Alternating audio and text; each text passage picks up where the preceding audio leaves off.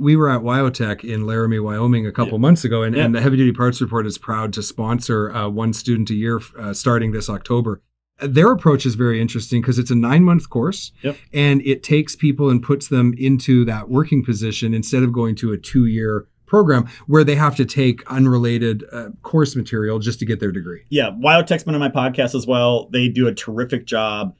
You also see at Polytechnic out west, what they're doing out there with high schoolers. Like, unbelievable the amount of funding they get there to build those things. But they're getting, at least they have a nice building. They're getting kids interested in it. And the parents are starting to accept, like, oh, wait, my son doesn't have to go to 2 years, or daughter, and they can make $100,000. Yeah. Like, what the heck? They can make more money than I do. Yeah, exactly. They're 30. Like, it's insane. Melissa, the Diesel Queen, she obviously works with us. She's been on your podcast. I think she bought a house when she was 23, 22. It was something ridiculous, right?